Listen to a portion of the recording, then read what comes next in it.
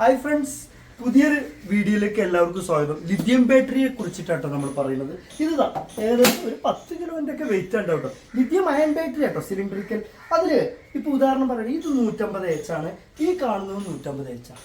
അപ്പോൾ അത് സീട്രൺ ബാറ്ററി, ഇത് സീട്രൺ ബാറ്ററി. പക്ഷേ ഈ 150H ഇതിനെ നമ്മൾ കമ്പയർ ചെയ്യുമ്പോൾ ഒരു 230-240H ബാക്കപ്പ് ഉണ്ടാവും. അപ്പോൾ നമ്മൾ കാൽക്കുലേറ്റ് ചെയ്യുക, ഒരു 200H ബാറ്ററിക്ക് സമാനമല്ല, അതിലേറെ ഒരു 30H കൂടി നമുക്ക് ബാക്കപ്പ് ഉണ്ടാവും. പിന്നെ വെള്ളം കാര്യങ്ങളൊന്നും ഇതിൽ ഒഴിക്കണ്ട കേട്ടോ. സാധാരണ സീട്രൺ ബാറ്ററിക്ക് 1500 സൈക്ലിംഗ് ആണെന്നുണ്ടെങ്കിൽ ഇതിൻ്റെ സൈക്ലിംഗ് പറയുന്ന 6000 സൈക്ലിംഗ് ആട്ടോ.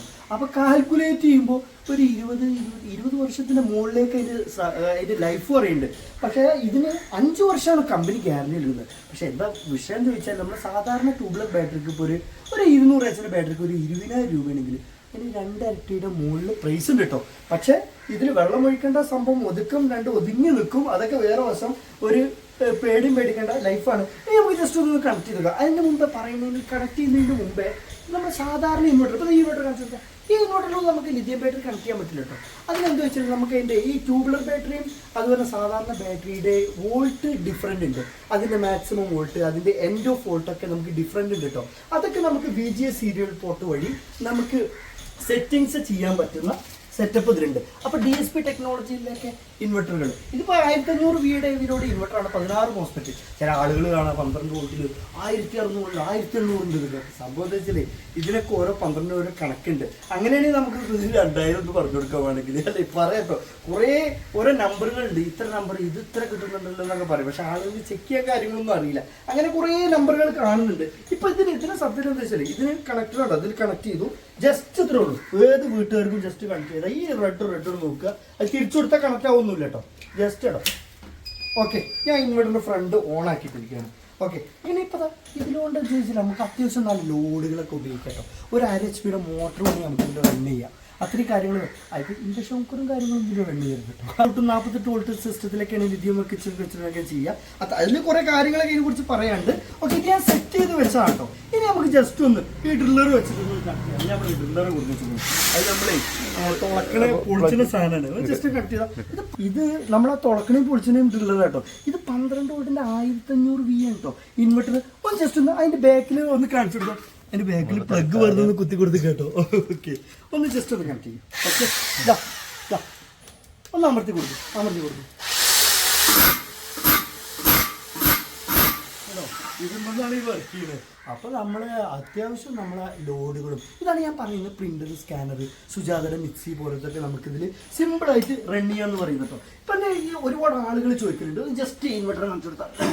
ഈ ഇൻവെർട്ടറിൻ്റെ പുറകെ ഞാൻ എല്ലാവരോടും പറയും, ഇൻവെർട്ടറിൻ്റെ ഫ്രണ്ട് എല്ലാ ഇൻവെർട്ടറുകളും ബാറ്ററി സോളാറിന് പറ്റുന്നതല്ല.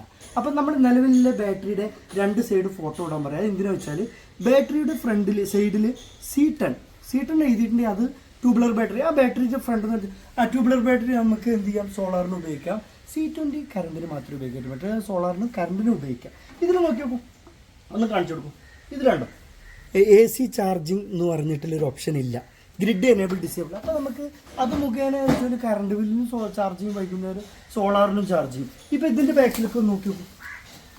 ഇത് ഇവിടെ കുത്തി കൊടുത്തിട്ടല്ലേ, നേരെ ഡയറക്റ്റ് പ്ലഗ് നേരെ ന്യൂട്രൽ ഔട്ടിൽ കുത്തി കൊടുത്തിരിക്കുന്നത് കേട്ടോ. ഇവിടെ നോക്കി നോക്കും കേട്ടോ. ഞാനിത് അവർ കറണ്ടിൽ മാത്രമാണ് ഉപയോഗിക്കുന്നത്.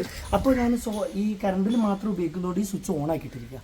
സോളാർ കണക്ട് ചെയ്യുകയാണെന്നുണ്ടെങ്കിൽ ഈ സ്വിച്ച് ഓഫ് ചെയ്താൽ നമ്മൾ അനുവാദം കൂടാതെ KCB ഒരു തരി ചാർജിങ്ങും നടക്കില്ല. പിന്നെ UPS മോഡ് ഇത്ര തന്നെ. പിന്നെ MCB നമുക്ക് എന്തെങ്കിലും ഓവർ പ്രൊട്ടക്ഷന് കാര്യങ്ങൾ ബന്ധപ്പെട്ട കറണ്ടിൽ എന്തെങ്കിലും പ്രോബ്ലം വന്നു കഴിഞ്ഞാൽ ഓഫ് ചെയ്യുന്നത് കേട്ടോ. അപ്പോൾ ഓക്കെ, ഇനി സാധാരണ നമ്മുടെ വീട്ടിലൊരു നോർമൽ അത്യാവശ്യം നല്ലൊരു യൂസേജിനൊക്കെ 1350 മതി. പിന്നെ അതിൻ്റെ താഴെയും ഒക്കെ വരുന്നുണ്ട് കേട്ടോ.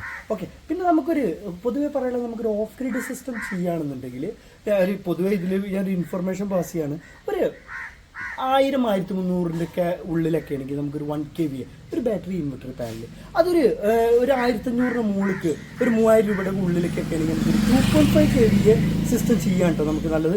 24 വോൾട്ട് 2 ബാറ്ററി 2 പാനൽ കാര്യങ്ങളൊക്കെ വെച്ചിട്ടില്ല. അപ്പോൾ ഇതൊക്കെ പൊതുവേ പറഞ്ഞുതരാം. അപ്പോൾ നമുക്ക് എന്താ ഇതുകൊണ്ടൊരു ഗുണം ചോദിച്ചാൽ നമ്മുടെ വീട്ടിലൊരു inverter, battery plus solar system. അതുകൊണ്ട് എന്താ വെച്ചാൽ നമ്മുടെ ബില്ലിൻ്റെ സ്ലാബ് റേറ്റ് നമുക്ക് ഡൗൺ ചെയ്യാൻ കഴിയും കേട്ടോ.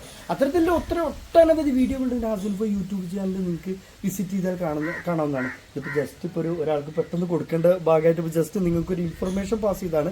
ഏതായാലും ഇത്തരത്തിലുള്ള ഒരുപാട് വീഡിയോ ആയിട്ട് നമ്മൾ ഇനിയും വരും കേട്ടോ. നിങ്ങൾക്ക് ഇത് ഇൻഫോർമേറ്റീവായിട്ട് തോന്നിയിട്ടുണ്ടെങ്കിൽ മറ്റുള്ളവർക്കൊന്ന് ഷെയർ ചെയ്യുക. അതുപോലെ ഇത് ഒരു ലൈക്ക് ചെയ്യാത്തവർക്കൊന്ന് ലൈക്ക് ചെയ്യുക. ഏതായാലും ഞാൻ അടുത്ത നല്ല കിടിലം വീഡിയോ ആയിട്ട് വീണ്ടും കാണാം. Bye friends.